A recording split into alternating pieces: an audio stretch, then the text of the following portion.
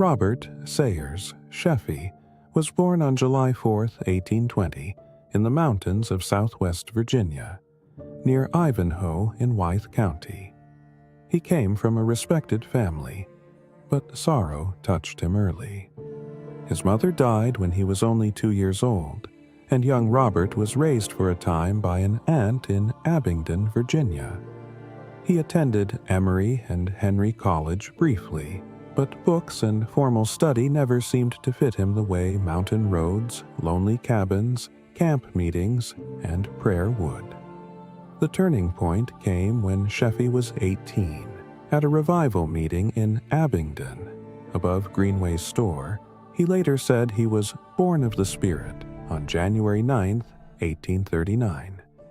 His family background was Presbyterian, but Sheffey was drawn into the warmth, urgency, and revival spirit of Methodism. Soon, he believed the Lord had called him to preach, not as a polished pulpit orator, but as a servant to the scattered people of the mountains. And so Robert Sheffey became a circuit-riding Methodist preacher, carrying the gospel through the rugged country of southwest Virginia, southern West Virginia, and eastern Tennessee. His circuit eventually stretched across mountain counties, where roads were poor, churches were few, and many families lived isolated lives. He rode horseback from settlement to settlement, preaching in churches, homes, brush arbors, schoolhouses, and camp meetings. He did not seek wealth, comfort, or applause. He went where people needed him. Sheffey was not remembered because he was refined. In fact, many said he was odd. He could be humorous, unpredictable, tender-hearted, and deeply eccentric. He loved animals and was known to stop for the smallest creatures. He gave away clothing to the poor, socks from his own feet, and even his coat to a man in need. He cared for hungry dogs, tired horses, poor families, and broken sinners with the same childlike compassion. To some, he seemed strange. To others, he seemed almost saintly. But the great power of Robert Sheffey's life was prayer. Mountain people came to believe that when Sheffey prayed, heaven listened and his prayer would come to pass. Stories spread of droughts broken, storms turned, sick people helped, and wicked places shaken. His prayers against the liquor trade became especially famous, and accounts multiplied of distilleries destroyed after he prayed against them. Some of these stories belong partly to Appalachian folklore, but the fact remains. Sheffey's reputation for prayer became legendary in his own lifetime. He was not considered a great sermon maker. One preacher who knew of him said Sheffey could hardly preach in the traditional sense. He might take a Bible text and wander far from it, telling stories, pleading with sinners, weeping, shouting, praying, and exhorting. But when the meeting reached the altar call, something happened. People were moved. Hearts were broken.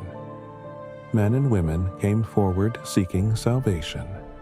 George C. Rankin remembered that Sheffey could crowd the mourner's bench and see genuine conversions by the score.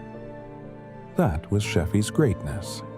Not elegance, not education, not position, not power.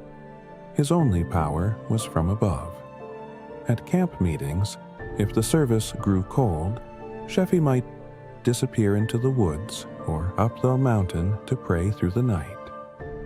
The next morning, according to those who remembered him, he would come back with his face bright, his spirit aflame, and the meeting would break open. People who had resisted the gospel would begin to tremble. The careless would listen. The proud would soften. The altar would fill. Robert Sheffey buried 2 wives, endured a hardship, rode through rough country, suffered physically in later years, and remained committed to his calling as long as his strength allowed. He died on August 30th, 1902, near White Gate, Virginia, and was buried at Wesley Chapel Cemetery in Giles County. The words on his monument are simple but unforgettable. "The poor were sorry when he died." That sentence may be the finest summary of his life. Robert Sayers Sheffey was not a famous preacher in the worldly sense.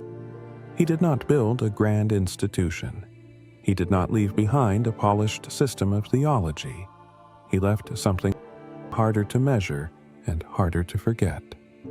Mountain families who remembered his prayers, sinners who remembered the altar, poor people who remembered his kindness, and communities that spoke his name with reverence long after he was gone.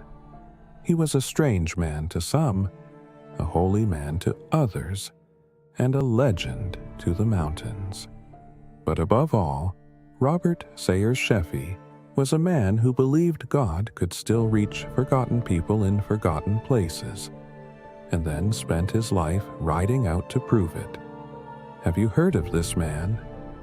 Comment below, and be sure to like and follow for more. What road are you on?